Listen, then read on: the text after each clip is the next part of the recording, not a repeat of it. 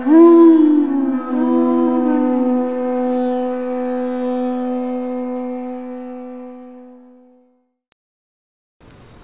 नमो भगवते वासुदेवाय।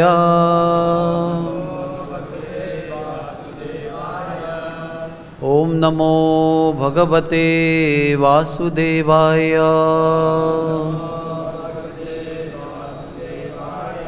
ओम नमो भगवते वासुदेवाय।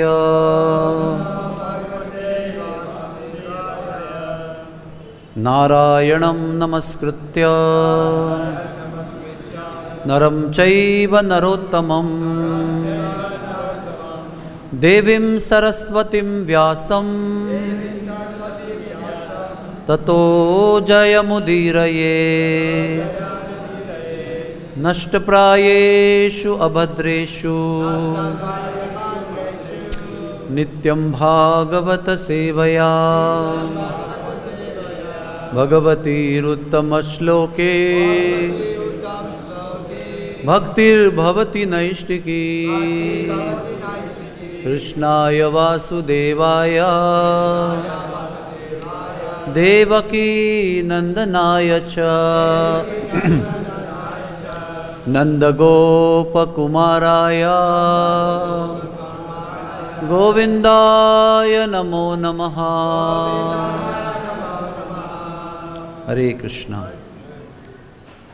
Today we are reading from Srimad Bhagavatam, Canto number 8, Chapter 4, entitled Gajendra Returns to the Spiritual World. Text number 5. And 6. 6 is on the board. Okay, 6 is on the board. So we will read the 6th one as recitation. Gajendro Bhagavat Sparshad Vimukto Jnana Bandhanat Prapto Bhagavato Rupam Pitavasas Chaturbhujaha. Gajendro Bhagavat Sparshad Vimukto Jnana Bandhanat Prapto Bhagavato Rupam Pitavasascha Turbhujaha. Gajendro Bhagavat Sparshad Vimukto Jnana Bandhanat Prapto Bhagavato Rupam Pitavasascha Chaturbhujaha. I will read the previous shloka also to be in sequence. Sonukampita Eshena Parikramya Pranamya Tama Lokasya Pashyato Lokam Swamagan Mukta Kilbishaha. Having been favored by the causeless mercy of the Supreme Personality of Godhead and having regained his original form, King Huhu circumambulated the Lord and offered his obeisances. Then, in the presence of all demigods, headed by Brahma, he returned to Gandharva Loka. He had been freed from all sinful reaction. Now we will read word-to-word translation of the next verse. Gajendraha, the king of the elephants. Gajendra. Bhagavat Sparshat, because of being touched by the hand of the Supreme Personality of Godhead. Vimuktaha, was immediately freed. Ajnana Bandhanat, from all kinds of ignorance, especially the bodily concept of life. Praptaha, achieved. Bhagavataha, of the Supreme Personality of Godhead. Rupam, the same body features. Pitavasaha, wearing the yellow garments. Chaturbhujaha, and four-handed, with conchal, disc, club and lotus. the translation, because Gajendra, the king of elephants, had been touched directly by the hands of Supreme Personality of Godhead, he was immediately freed from all material ignorance and bondage. Thus he received the salvation of Sarupya Mukti, in which he achieved the same bodily features as the Lord, being dressed in yellow garments and possessing 4 hands. Purport by His Divine Grace, A.C. Bhaktivedanta Swami Prabhupada. Prabhupada ki. If one is favored by the Supreme Personality of Godhead, by having his gross body touched by the Lord, his body turns into spiritual body and he can go back home, back to Godhead. Gajendra assumed a spiritual body when his body was touched by the Lord. Similarly, Dhruva Maharaj assumed a spiritual body in the same way. Archana Paddhati, daily worship of the deity, provides an opportunity to touch the body of the Lord, Supreme Personality of Godhead, and thus it enables one to be fortunate enough to get a spiritual body and go back home, back to Godhead. Not only by touching the body of the Supreme Lord, but simply by hearing about His pastimes, chanting His glories, touching His feet, offering worship to Him. In other words, by serving the Lord somehow or other, one is purified of material contamination. This is the result of touching the Supreme Lord. One who is a pure devotee, Anya Bilashita Shunyam, who acts according to the Shastra and the words of the Supreme Personality of Godhead, certainly becomes purified. Like Gajendra, he assumes a spiritual body and returns home, back to Godhead. Hare Krishna.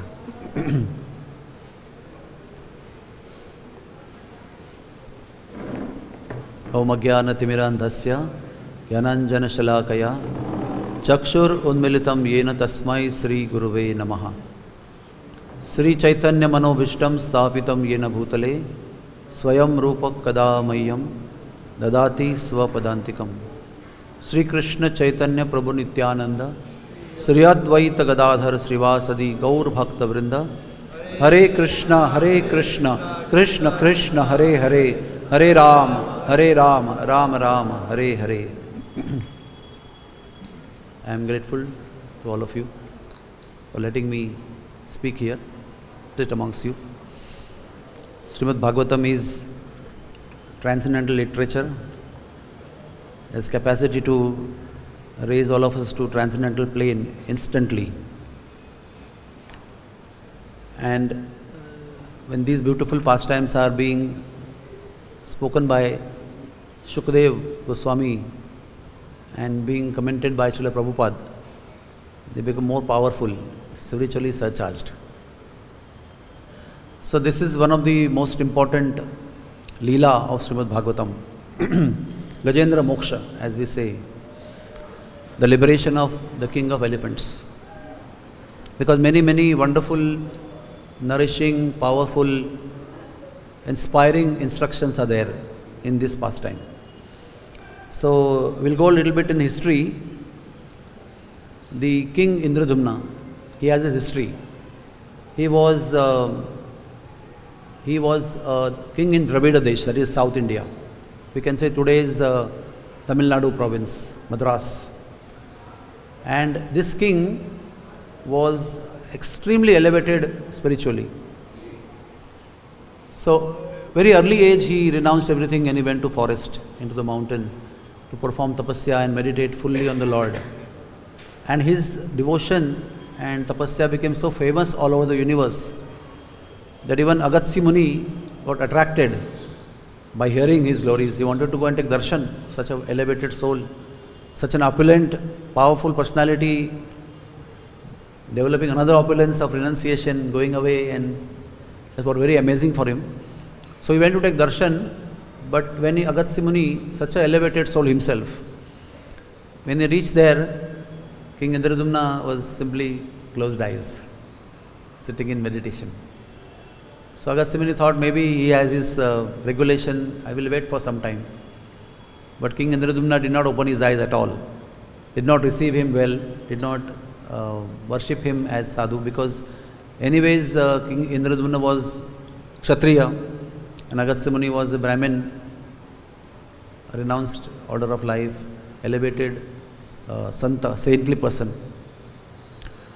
So that time he was not angry actually, but he thought this is not a good etiquette. And if this is ignored, the world will follow the same etiquette. The saintly personalities like Agastya Muni, Narad Muni, and other Munis, they always are interested in the global welfare, overall welfare, not just local situation. So he thought that if this continues, this is not a good etiquette. The Kshatriya has to respect sadhus, and he has not done his duty. So he said, like an elephant you are sitting quietly, not responding in tamoguna, so I curse you to become elephant. So thus King Indradumna became elephant. So we have to understand that when we get a darshan of a saintly personality, it is supposed to be the fruit of all our sadhana, bhajan, tapasya, vratas. By the result of that, maybe sometimes we get glimpse of the Lord and His mercy. But even when we get darshan of the Lord in the temple, the fruit of that darshan also is a darshan of the saintly personality. We have to understand that getting darshan of saintly personality is the greatest fortune in human life. It is the fruit of pious activities of many lifetimes and fruit of our sincere sadhana of this lifetime. So by this curse or whatever little bit unpleasant thing which Agastya Muni spoke, he was trying to teach the world that we cannot disrespect sadhus. We follow all the etiquettes. Even if somebody is very sick and bedridden, we had patients in Bhakti-Vedanta hospital on almost deathbed, devotees, and attached to 2 bottles and fully paralyzed. But when a sadhu came to meet, that person in that position also wanted to give up all the IV bottles and fall at the feet of sadhu. And after desiring that devotee, his name is Achyut Govinda Das, he actually finally fell down with 2 bottles at the feet of his Gurudev. Although it was not possible for him to do so, but the desire to honor a sadhu who has come to see you is so powerful that it caused tears in eyes of everybody who was watching. In such a dilapidated condition of health, this person respected the sadhu in such a wonderful way. So we have to understand that even if somebody has backache or somebody has got knee problems and we cannot bend down, but our gesture and our bhav on the face also can justify that I respect you, my dear Lord, my dear saintly personality.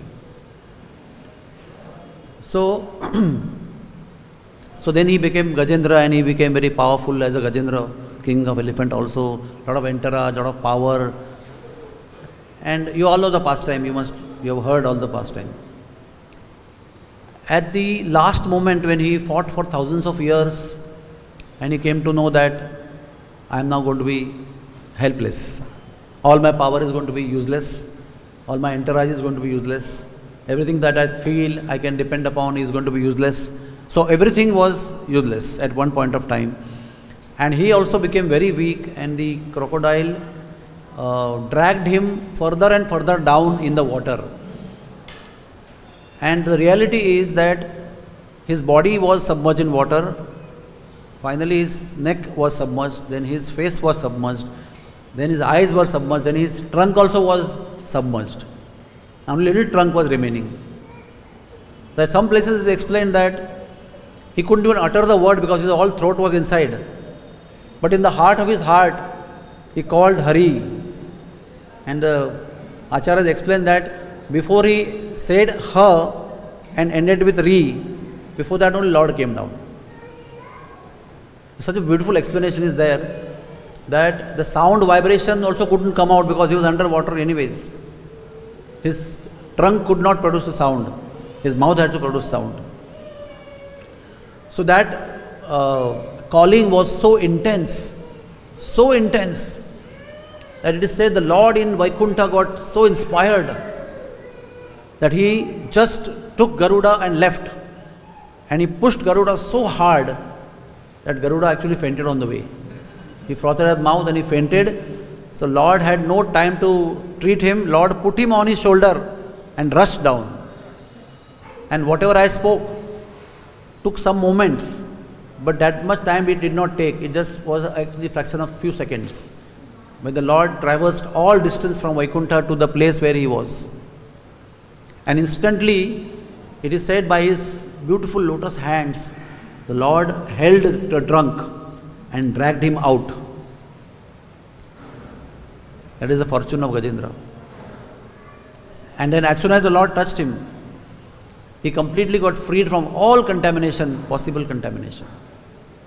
And then the Lord took his chakra and severed the body of crocodile. So the thing before that, the Lord was offered prayers. Gajendra offered prayers to the Lord. A very interesting factor to know that he is an elephant. So from where he learned the prayers? He was an elephant, but he had learnt all those prayers in the previous life of Indradumna. And he had done it very sincerely. It is not that he was done mechanically. He was very, very sincere in offering his prayers and learning his prayers, and he had done it with heart. So in the previous life, the previous part of his life of elephant, he may not have used all those prayers. But at the most opportune and the most needful time of his life, when he was most helpless, all the prayers came up as memory in his brain. And he offered those prayers very eloquently, added with all that intense longing, utter dependence of the Lord. So we have to understand that whatever we do today, if we do it with heart, it will always remain with us on the spiritual platform. Wherever the spirit goes, all that you have done spiritually, sincerely, will be accumulated on the spiritual level only.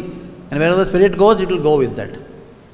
And whatever we do on the material platform, it will all go where the body goes, either in the earth or with the fire merged in the 5 elements, Pancha Mahabhuta. So we have to understand this fact very nicely. This life is, whatever we do on material level is all temporary, it will be finished at the moment of death. And nothing is carried forward in the next life. But anything we do spiritually will go with us, because it is eternal investment. It is never a temporary investment. And so many scriptural proofs are there, but this one proof is so powerful enough.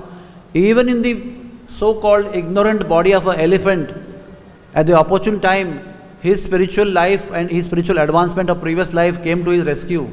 Whatever he did sincerely came to his rescue and saved him. Those prayers are glorified in Srimad Bhagavatam. So much so, you can imagine by the words that Sri Krishna used about those prayers, we can understand the glory of those prayers. How powerful those prayers must be, which have made the Lord to speak these words. What Lord said, whoever will recite these prayers recited by Gajendra, morning and evening, with sincere heart, at the moment of death, he will have my memory. He will remember me. And what Bhagavad-Gita says, Antakale cha mameva smaran muktva kalevaram. Yam yam vapi smaran bhavam tyajyate ante kalevaram.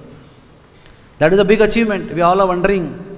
So many things we are doing. We are staying in Vrindavan, we are doing sadhana for so many years, and we are initiated, and we have service, and so many things have happened already. But will all that result in the memory of the Lord at the last moment of life? We see people in hospice leaving their bodies, and it's such a big task for them to remember and for us to help them to remember the Lord. Such a big task. And maybe so many have left in their bodies in front of us, but still when the next one is about to go, there is always a question, will he remember the Lord? Will it be possible? Will it be successful? Will our efforts be enough? Will his desire be enough to do all that? This is a big question for everybody, it remains. But Lord has already blessed us that if we recite Gajendra Moksha sincerely morning and evening, it will be his job to make us remember him. It is his blessing that you will remember him. How wonderful and how easy it has become. So what Lord has made to speak this? The intensity of the prayers of Gajendra. The heart of Gajendra has inspired the Lord to give this Falashruti, to give this benediction for those who hear this pastime of Gajendra Moksha and for those who recite the prayers of Gajendra Moksha. So I request all of you, if you can. It's also available in Loi Bazaar in small booklets also. Not necessarily you have to hold the big heavy Bhagavatam. It's small, you can study the prayers, understand the meaning. In the beginning it can be recitation only, and as you go on reciting, you can recite with the meanings, with the understanding, and later on with feelings and with great devotion and intensity. You can progress like that. And hopefully Lord will not take us in between. He will give us time too, because Lord is very kind if He sees sincere efforts in devotees. He is very kind to give them time. And next thing is, we have to also understand from this the power of prayers. Prayers done from the heart, sincerely to the Lord, for yourself and more so for others, never go waste. Lord is always hearing them. You may not get actual, physical, understandable, cognizable response from the Lord at that moment of time or little later. But we have to have full faith that our prayers are always being heard. Because who is praying to the Lord today? What is the percentage of devotees in this world? Hardly 0.1% of the whole population in the world. And if somebody prays to the Lord, Lord is very eager to hear those prayers than we are eager to make Him hear the prayers. The Lord is more eager to deliver us than we are interested in delivering ourselves. So Lord is very eager to hear the prayers and the expression of sincere hearts. So we should never underestimate the power of prayers. Always keep on praying. Most hopeless things, when things happen in your life most hopelessly, we feel most hopeless. Still there is a method for us to offer our heart in the form of prayers. And that will never go waste. As a father would never not attend the prayer or a plea of his son or a daughter, the Lord will never not attend to the prayers of His devotees. So please pray, and we all should pray actually. Prayer is our shelter in the most hopeless condition of life. When everything just is fully hopeless, prayers give us hope. And when we see hope through prayers in the most hopeless condition of life, that attracts the mercy of the Lord. When we see hope in the hopeless condition. Then the story of King Huhu, the Gandharva, he became the crocodile actually. All of you know that. So how he became crocodile? This Gandharva was very beautiful. All the Gandharvas, Kinnaras, Yaksha, Kimpurushas are very, very beautiful. And anytime, whenever you get anything which is precious, there is a tendency to get proud about it. And after pride, then intoxication comes. To treat others very badly or not respectfully, make fun of others just because of pride what we have. So what this fellow was doing, Devala Muni, his name comes in Bhagavad-Gita also, Asita Devala Vyasa, like that. Great saintly personality, celebrated saintly personality in the history of mankind. He was one time half body submerged in water, praying to the Lord in deep meditation. We also go to Jamuna and we submerge half and put our Brahmin head and we do Gayatri and we close our eyes and we are really prayerful. At that intense moment of his prayers, this King Huhu Gandharva goes underwater, swimming underwater, and then pulls his feet. I mean, I can't imagine also such a thing one can do. Somebody who's like a demigod. And not only he pulled his leg, as soon as he pulled his leg, he fell down in the water. And then naturally you want to save yourself, your meditation is broken. And you want to look what's happening, first find out what's happening and then try to not drown yourself. But this fellow was dragging him all the way. And he dragged him till the point he was totally submerged in water, almost suffocated. And he was very restless, he was started showing bodily movements such a way that he was really fearful. At that time, he just released him. So Devala Muni came up the water, swam across and came at the bank of the water reservoir And that time, King who came on the top of that started laughing loudly in a very funny, insulting and derogative way. Now, whatever I described, don't you think it's too much? I mean, one after another, and after doing all that thing, you are still laughing also on top of that. And what a ridicule! And that too of a person like Deval Muni. Again, these Munis, like Narad Muni, Deval Muni, Asita Muni, Vyasadev, they don't get angry for themselves. They are so detached. But they understand that whenever they give apparent curse, it's not actually curse. All the curses that are given in Bhagavatam and other Puranas, you can see in the course of time, they all are turning into benedictions. In fact, they are benedictions only, but they are perceived in the beginning as curse. And later on, when you go on studying the whole situation, you understand that all the curses are meant for the ultimate spiritual welfare of the person who is cursed. It looks so bad that Manigriva and Nalakuvera were cursed to the lowest yoni, lowest species of life, that is trees, for thousands of years. Such a low consciousness. But where they were given this opportunity? Finally in the courtyard of Nanda Maharaj, where the rarest of all rarest things were observed by them continuously for so many years. One glimpse of that is not available to any tapasvi and any rishi muni. Those pastimes were seen by them, and they received prema bhakti, tatha prema bhaktim, so kame prayacha. They went back to again their demigod loka, but they went back as pure devotees amongst the demigods in the middle of opulences. So he was cursed. That generally crocodiles do this. They catch hold of the legs of people or animals in the water and they drag them and they eat them up.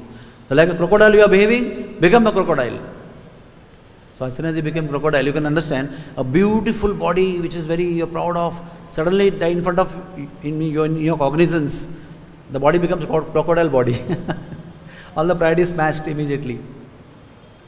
So he became very humble. And he said, please forgive me. Oh Muniji, finally, ultimately, what I did, I held your feet. And you must be knowing that holding a feet of a pure devotee of the Lord is such glorious activity. And you are punishing me to become crocodile for holding the feet of your lotus feet? He said, this is not a way to hold the feet of a devotee. You should know how to hold the feet of a devotee. You can't just lift it and you can just drag it and where you want and then say, I am holding a feet of a devotee. The activity is holding the feet of devotee. The bhav is to disturb, to insult and to derogatory behavior. So in every action that we do, we used to have, soul game before, in the very early days. Catch hold of a devotee with 5-6 devotees and lift him in the air and hold his feet and go on touching on the feet, and he is not willing to do that and everybody is just dragging and like it's a wrestling match. It went on for a couple of months, then it was stopped legally. And you cannot do this. It's called a soul game. After every satsang program, there was a soul game. Everybody will just grab sannyasis and some senior devotees and whoever is elevated and just, they thought we are supposed to be greedy for taking the dust of devotees who are seniors. But they didn't know how to do it. So method is very important. Idea is good. Method is important. So he said, you think you are touching the feet of a devotee, but the way you are doing is so insulting. You need to be, but still. He said, okay, you are so humbled now. I understand the change of your mood now, from what you did and to now. So I bless you that when the Lord will come to deliver Gajendra, at that time he will deliver you before Gajendra. So what do we see here? King who is delivered before Gajendra. And demigods showering flowers from the sky. So this is we have to understand whatever we do in spiritual life. Like yesterday somebody was asking me, we are supposed to be greedy for Mahaprasad. So what is wrong is we steal Mahaprasad. In New Vrindavan, in those early days, the Mahaprasadam was like the famous all over the world. New Vrindavan Mahaprasad, like people were getting mad on that. And people would steal with so many techniques, scientific techniques and so many techniques. But still, an ideal devotee should wait to receive the Mahaprasad by its own grace. Rather than grabbing it, rather than stealing it, rather than hurting somebody, taking somebody's rightful part of it and take it for yourself, for your own aggrandizement or gratification or whatever you can say. Best way is to wait for the mercy to come by its own accord, with full respect and honor to the desire of the Lord to give that mercy to you. And one should not try to steal it by force or by crooked nature, because although it is Mahaprasad and although it is very purifying, the karma will be there intact. Karma will not be nullified because it was Mahaprasad.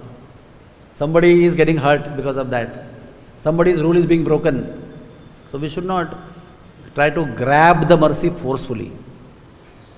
And if you are sincere, the mercy comes naturally also. You don't have to be always thieving or stealing or hurting somebody's feelings or physical body. Not necessary. Then Srila Prabhupada is very beautifully explaining the power of being touched by the body of the Lord. We have so many stories actually.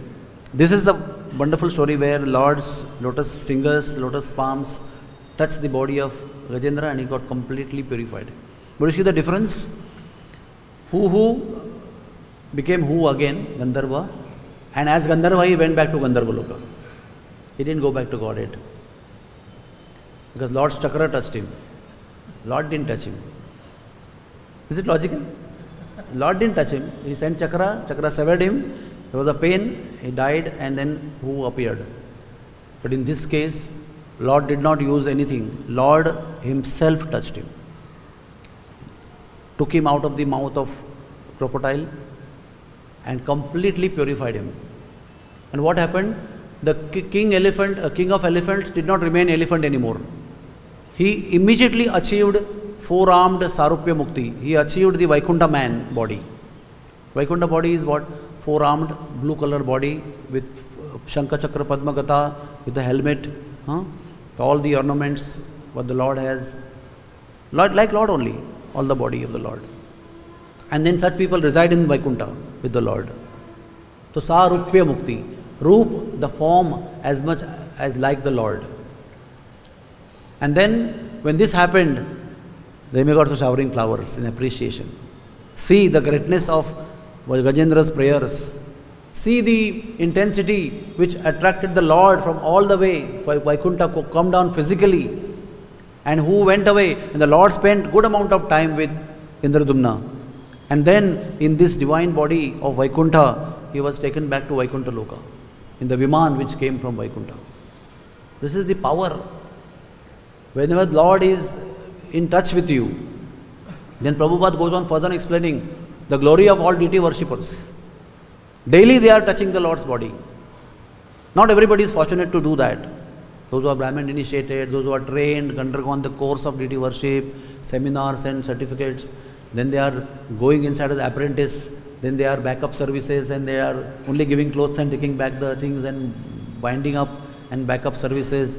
And gradually after a long time, then they are given small deities, Utsav-murtis to touch, and then finally gradually Gaur-Nitai, out of Gaur-Nitai, Nityananda, Gauranga Prabhu, Mahaprabhu, like that, gradually after long period of time. So much meditation is there. There's a paper that we read before we enter the deity room, preparing our consciousness. What are we going to do now? What should be consciousness we should be having while entering the deity? And Srila Prabhupada says, one who is able to do that, he gets spiritual body. This is also another benediction Prabhupada is giving in purport in Srimad Bhagavatam. That those who touch the deities which are ceremoniously and shastrically installed in the temple of the Lord, those who get chance to serve them, to touch them, they get spiritual body in the course of time. Srila Prabhupada also said, those who are worshipping the deities, they are this much close to the Lord. There's a nice video where he says they are this much close to the Lord. Because the Lord is not stone or wood or painting. Pratima nahi tumi sakshat Brajendra Nandan. For those who have faith, the Lord is not stone, the Lord is himself. And for those who have faith, the Lord will every day give you different facial expression. When you take darshan, you can make out the Lord is happy with you today or not happy with you. Every day there is a different expression when you see the Lord with faith and love and devotion. He will respond to you as a person. And those who just come to do Dandavat as a ritual, for them he will remain a stone. That is his choice. He responds accordingly as per our devotion. So this is the way Prabhupada is explaining us what the power of deity worship.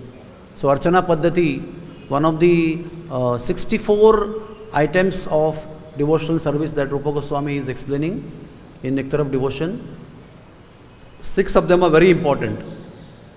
And amongst them deity worship comes. Satsanga, the holy name of the Lord, reading Srimad Bhagavatam, and residing in the holy place, deity worship and worship of Tulsi. These are the 6 items are most important of the 64 items. And among the 6 items is deity worship. So some of you may feel that I'm not a Brahmin. When will I get the chance to worship deities? It looks far for me. But Srila Prabhupada also has explained, those who come every day in the morning to see the deities, they are also the part of deity worship. If you are seeing and watching the deity being worshipped with full devotion in the heart, with prayerful heart, you are part of deity worship. When the arati is going on, you are watching arati, you are also doing arati also. So, the saintly personalities, the Lord Himself has made our devotional life actually very easy. It's like difficult things appear very easy sometimes, because they have been, what is told to us that if there is bhava in the heart, then everything becomes different than what it was before. If there is bhava which is favorable to the Lord, all things become very easy actually. And the Lord is so merciful that you can see the touch of the Lord to the nipples of Putana was not in favorable mood. It was completely pratikul. Pratikul means completely unfavorable. In the mood of killing the Lord, that activity was done, putting the Lord on the breast. But the Lord is so kind that He is a very wonderful Lord actually. Just imagine, somebody is putting Kalakuta poison in the breast and want to kill, and she has already killed thousands of children before she actually approached Krishna. She had done her tour from Mathura to Gokul. She had done big tour. On the way she had killed many children, not that Krishna was the first one. So already she has done such heinous activity even before reaching Krishna. And for Krishna also she is only intending to kill the infant. And Krishna is coolly going on the breast, nicely sucking the milk, nicely sucking the poison, and sucking the life and killing her out. In the process she suffered so much. She said, leave me, but he was not leaving the hold of the nipples. And she was like, she couldn't maintain her beautiful form. She just forcibly or out of her control, she became 12 mile long original body without even her knowledge. She just couldn't control. She came to her real nature, her real form. Whatever she was trying to hide and create illusion, But the Lord, in the end of the story, what did He take from that whole thing? She came to feed me as my mother. I drank her breast milk like my mother. And everything else Lord ignored. That she came with poison in the breast, she wanted to kill me, she did this and that, she killed before so many children. Everything Lord negated. Only took the positive bhav of the negative bhav. Because that was the fact. She fed him on the breast like the mother feeds a child. The Lord took that, and the Lord gave her benediction of being her dhatri. His dhatri means the maid servant of Yashoda Devi in Golok Vrindavan. Beyond Vaikuntha, in Goloka, when there is Vatsalya Bhava is expressed in the very highest form by Yashoda, there she was given as a servant position. You can imagine the mercy of the Lord, because Lord's lotus lips touch the nipples of Putana Devi, nothing else. Then we have example of puppy, Gauranga Mahaprabhu's puppy. Many puppies were there playing in the bank of Ganga, and then they all divided the puppies, and one of them was chosen by Gauranga, Nimai, and then they played, and the puppy which was chosen by Gauranga, he hugged him, he kissed him, he did so many things physically. It's like enveloped by the divine touch of the Lord, by various parts of the Lord. And then he brought the puppy home, and everybody was complaining that his puppy, he chose, because they were upset because he chose the best puppy. And they wanted the best puppy also. So they come and complain, see, you are a Brahmin and he is paying with the puppy. Is it good for a Brahmin child to have a puppy, dog? So mother said, you Brahmin child, how can you do this? So he said, no, I want to keep this baby puppy. Keep it tied. I am coming after Ganga bath and I want to play. So mother said, okay, I'll keep it. And then all of you know the story. Mummy released the puppy. And the puppy, when the baby was released, puppy was not four-legged. He became two-legged. Raised the two arms. Started chanting, Hare Krishna, Krishna Krishna, Hare Ram, Ram Ram, Hare. Started singing and leading the kirtan and looking at the puppy dancing. Everybody started following the puppy. They were amazed to see a puppy leading the Hare Krishna Mahamantra kirtan like a human being. And the whole market left their shops and came out of the shops and streets and joined this Harinam Sankirtan, led by a small puppy in the beginning. And all the human beings were following the Harinam Sankirtan. And by this way, the puppy came to the bank of Ganga. And amazingly, lo and behold, the puppy died instantly. It was another shock. Wow. And then what happened next was more shocking, more surprising. The puppy assumed four-arm form, and a Viman came from Vaikuntha, and that four-arm form ascended the Vimana, and gloriously with effulgent Vimana, aeroplane, went back to Godhead in the front of eyes of everybody. Why? Because he was touched by baby Nimai, the Supreme Lord, Gauranga Mahaprabhu. So, either you touch the Lord or the Lord touches you. Both are beneficial. And then we know that even Lord's counsel touched Dhruva. Prabhupada gives example. Dhruva didn't have any he was a Kshatriya, of course, he was a small boy and he had a Kshatriya tendency. So not like he had memorized shlokas and he was able to recite shlokas nicely in a nice meter and everything. So time came when the Lord appeared. Dhruva wanted to really glorify the Lord, but he just couldn't have words. And the Lord was able to understand he wants to glorify me in choicest words, but he doesn't have that acumen or skill. He is not trained for doing that. So Lord just took his conch shell and touched him on his forehead. As soon as that happened, as a beautifully trained Brahmin, he recited the shlokas like unbelievably. Yonta pravishya mama vancha. There are 12 shlokas of 4 stanzas each. Such a beautiful in meter he recited. The Lord was extremely happy. But even to make the Lord happy, Lord only empowered him and gave the skill to him to be able to make him happy. Then we have example of Bhishmadev. Lord went and touched him last moment. Lord embraced him. Bhishmadev also, the arms filled with arrows, also raised those 2 arms and also embraced him. We cannot imagine the scene, how it must be. Where the arrows must have gone while they lifting the arms, and how the Lord must have gone over him and embraced him. Like sometimes we go and also embrace some admitted patients, stuck with bottles and everything and some tubes and everything. It's a difficult embrace, but there is a lot of feeling and emotion in it.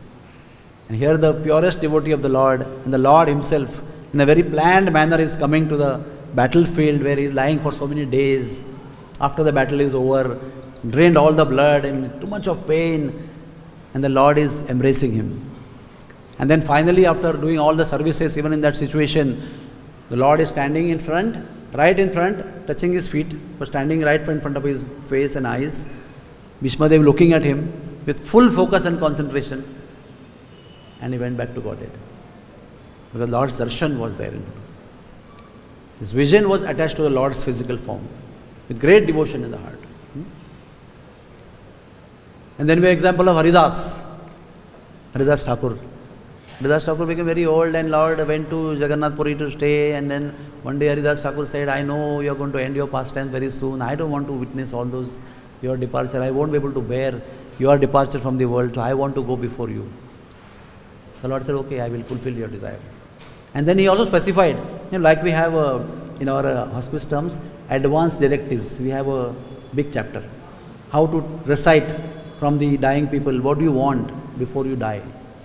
So in the advanced directives, Haridas Thakur already told the Lord, "Ki I want to be in your in such a way that you are in front of me, your two lotus feet are held by me to my chest, and I am gazing you with my eyes, the lotus face, and with the holy name in the mouth, chanting the holy name, I want to pass away." The Lord arranged exact situation.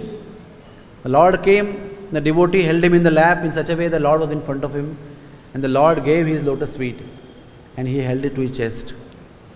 The Lord came in front of him. He was gazing the Lord's face with tears in eyes of love, chanting the holy name. You know why I am able to describe you in detail? Because we did the drama of the full Haridas Thakur. And in that every activity when we were practicing, we were like meditating deeply and deeply and deeply, how to make it more intense and more emotional. So, that is, you can imagine in drama we could understand what was the feeling of Haridas Thakur. So what it must have been in reality, when Lord actually was in front of him, surrounded by devotees in Jagannath Puri. So with that divine, intense, loving, transcendental situation, holding the lotus feet of the Lord to the chest, chanting the holy name in grateful heart, deep gratitude of lifetimes, he left. And then what the Lord did? Lord took the body of Haridas Thakur in his hand and he danced and he went to this corner and that corner and told everybody, whoever will see this function, whoever has seen this function, whoever has heard Haridas Thakur speaking to me, whoever has witnessed his passing away, will develop, surely will have darshan of the Lord. That scene was like, overwhelming scene when Chaitanya Mahaprabhu was going around in the stage and telling all the audience, whoever has seen, whoever has heard, whoever has thought about it, whoever has witnessed, will have soon the mercy of the Lord and darshan of the Lord and will receive love of Godhead.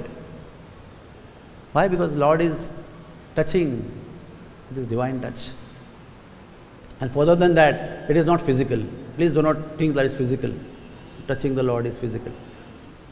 Even if you hear the Vani of the Lord through these ears, it's also touch. So Lord's touching is not always mechanical and physical. Lord's touching is transcendental mainly. Dominantly it is transcendental and spiritual. So when His Vani is heard by us, accepted by us, followed by us, our life will be transformed in the same way as the puppy, as Putana, as Gajendra, as everybody else. So the Prabhupada is requesting us. The Lord is spoken personally Bhagavad-Gita. Lord is personally given His own self as Srimad Bhagavatam. Lord has come down as a devotee of the Lord, exhibited how to become a devotee of the Lord. So many variety of pastimes He has performed in so many variety of forms and given us variety of instructions of different types to inspire us to become His devotee. And if we do that, then even if Lord has not come and touched you physically, still we will remember the Lord and go back to Godhead. I think there are hundreds and hundreds of ways the Lord has given us to remember Him now and at the moment of death also. We are all staying in Vrindavan Dham. This Vrindavan Dham is not different from the Lord. Vrindavan Dham is Himself, Krishna Himself. But there is one difference between Vrindavan Dham and the Lord. The Dham is more merciful than the Lord Himself. That is the most wonderful thing. That name, form, pastimes and the Dham of the Lord are more merciful than the Lord Himself. Lord Himself only arranged like that. And being not different from the Lord, Vrindavan Dham also is completely live personality. We are all living in Vrindavan Dham. The air of Vrindavan, the sunlight of Vrindavan, the breeze of Vrindavan, the fragrance of Vrindavan, the touch of the dust of Vrindavan, everything is Vrindavan enveloping us from all sides. We look right, there is holy place. We look left, there is holy place. We look in front, holy place, and we are backed up by a holy place here. And up and down also. But there is one thing in Vrindavan Dham that we should note, that being a person, it also acts as ye yatha mam prapadyanti tam sathaya bhajamyam.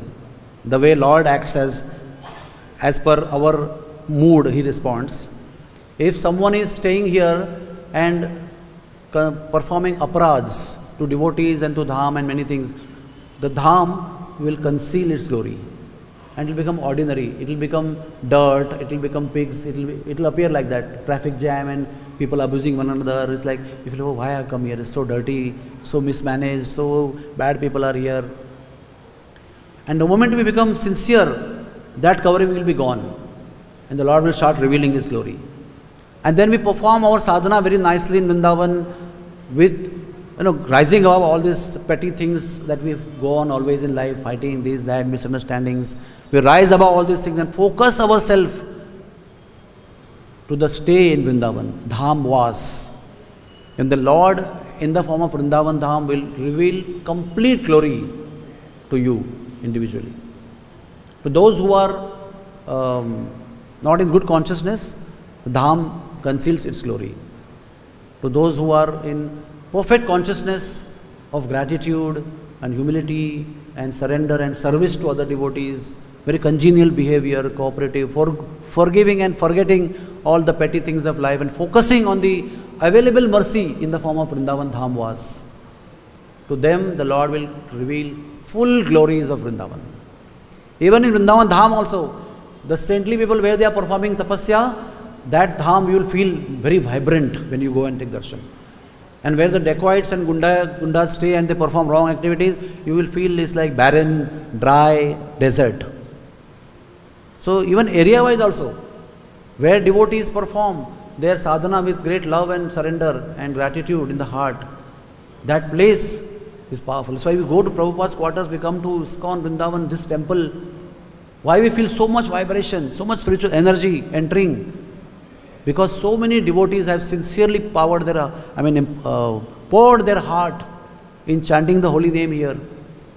Many devotees have accompanied them. We have witnessed so many great devotees like Indra Prabhu and others, Srila Prabhupada himself. He spent time here performing their purest possible devotional service. So because of that, this land of Ramanreti is revealing its full glory. And whoever comes from outside gets empowered completely. Completely gets like electrified when you put your finger in the socket. Like that, charging takes place. So we are all dependent on sadhus. We are not pure devotees. Whatever little bhav we have, what effect it will create, what change it will create. But because sadhus are there and Sri Krishna and Radharani have given them full agency, that two of us can be revealed by you. We will not reveal ourselves to people, but we give ourselves to you, and you can reveal us to people as per your discretion. That is the wholesale contract Radha and Krishna has given to the saintly people, pure Vaishnavas. And somehow or other, by great mercy, we are in touch with those pure devotees through Prabhupada's books with Prabhupada, through actual Vani, when great souls come and give us association, through the chanting of the holy names, we are chanting. Through the mercy of pure devotees, the Dham also will show its glory to us.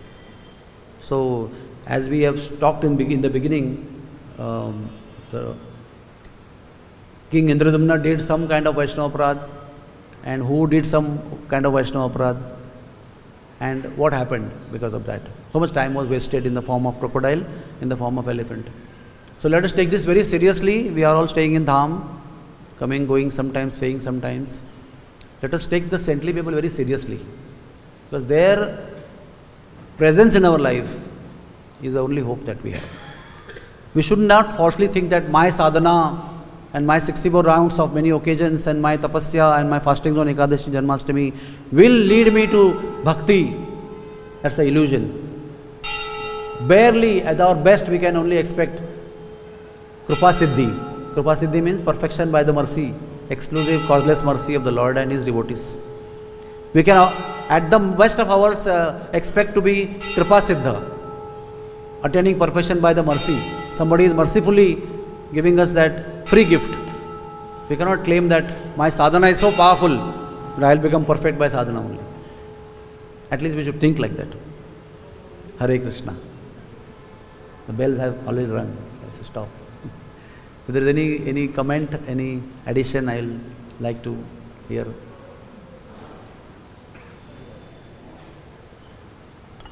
Thank you very much. I enjoyed the class. In the very beginning, in the purport, or writing in the translation, where you describe the conditions that Gajendra was in, even being pulled underwater up to his trunk. Oh, yeah.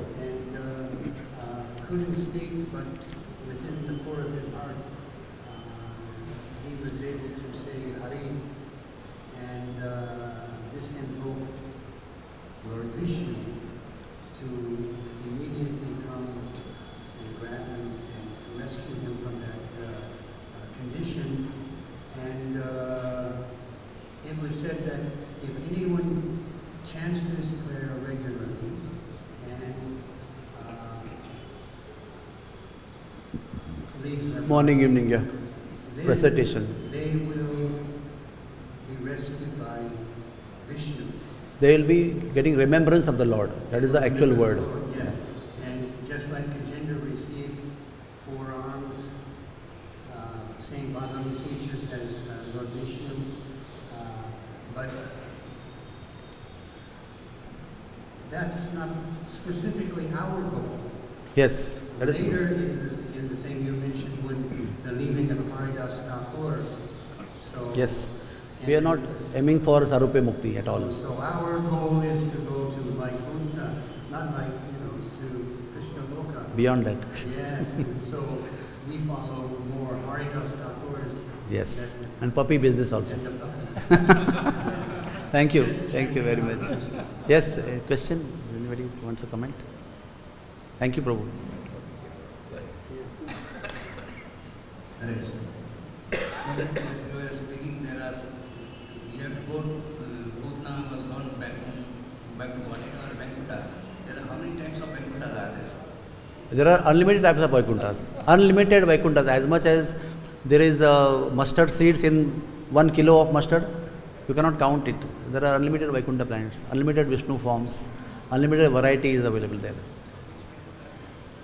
No, we are not supposed to go to Vaikuntha. That's what Prabhuji was mentioning. We are supposed to go beyond Vaikuntha, where the Lord is giving up his position as Lord and trying to interact with us in a very personal manner, as a friend or as a son or daughter or whatever. Very casual, very personal way. At least we aim like that, and the Lord will decide what to do with us.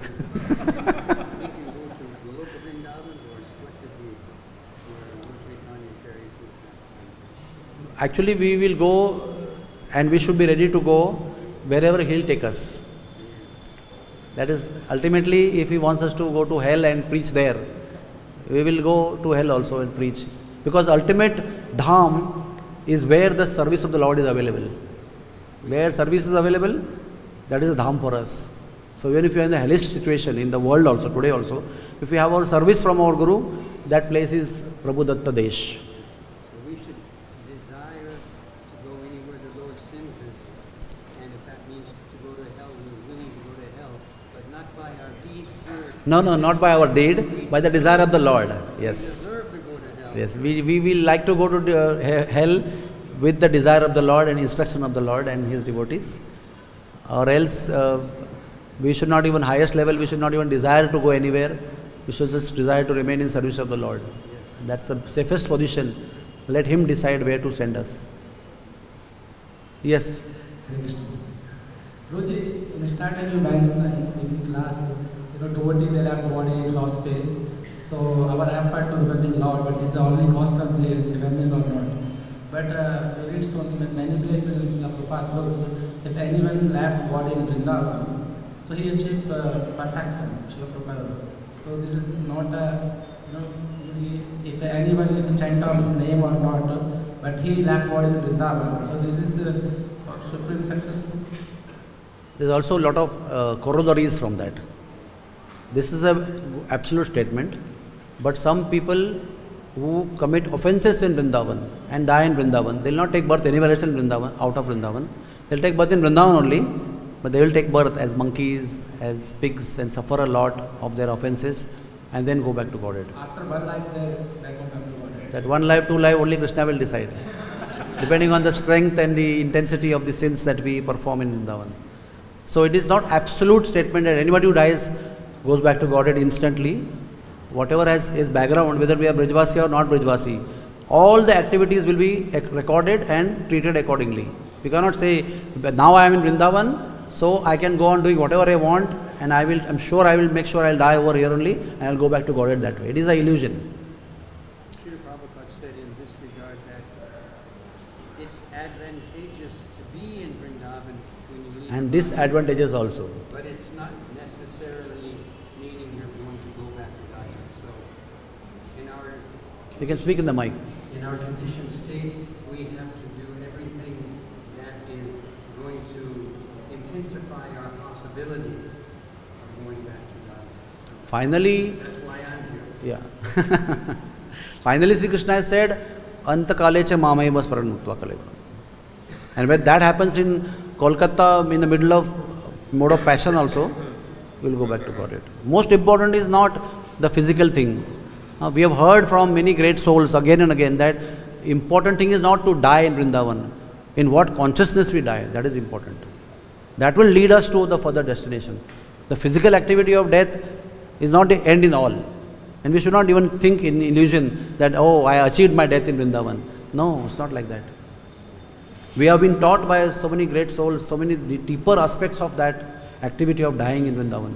So we have to perfect that. And die in Vrindavan also in full love, the way Prabhupada left this world. Tears in eyes of love for Krishna in Dham of Vrindavan, surrounded by devotees chanting the holy name in great prayer. That is our ideal that it's in front of us. Isn't that Prabhupada's departure is like so inspiring. Such a highest standard Prabhupada laid down here. So we should not just aim to die in Vrindavan. We should aim to die in that consciousness.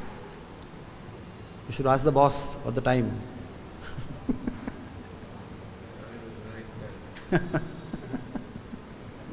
Yes, Prabhuji, please. Like, thank you very much for your wonderful thoughts. I just I would like to interpret like this explanation or more light on this. Understand that between like spiritual and community is like go with the spiritual, spiritual. Yes. Whatever you achieve on the spiritual platform will go with you. Yes. So, what is the? Sometimes like that we are doing some spiritual activity, but that consciousness is not there. That activity will also help, or it's like. To the degree your consciousness is pure, selfless, unmotivated, to that degree the store will be with you. The activity's benefit store is with you. To the degree that activity is motivated, not pure, full of selfishness, only little benefit will be with you. So all the ultimate essence of our spiritual life is what? To develop pure consciousness, unmotivated, uninterrupted consciousness to serve the Lord. And that's a evolutionary process. It's not just instant. So we have to all aspire and work hard to develop that consciousness which is very pure, unmotivated, uninterrupted, and without any selfishness in that. Purely selfless activity has to be performed just to please the devotees and the Lord. And that is a long way to go. It's not instant. But better we have all the opportunity, all the substrate, all the situations favorable for us, so why not try? Keep on trying. 10 years back, X was going on. 10 years down the line, Y will go on. And then after some time, further good things will come up. So we should aspire. We may be in the most fallen condition today, but we know what is the highest situation and we should aspire for that. There is nothing wrong in that. So to keep fighting for it, keep working hard for it, and the Lord's mercy will be with us. That's why we practice sadhana bhakti. Yes. And this sadhana bhakti is training so we can. Sanatana Goswami followed it after he became ultimate pure devotee also. He didn't stop his sadhana bhakti. Okay, so we end here. Grantaraj Srimad Bhagavatam ki, Shri Vrindavan Dham ki. Jai. Thank you.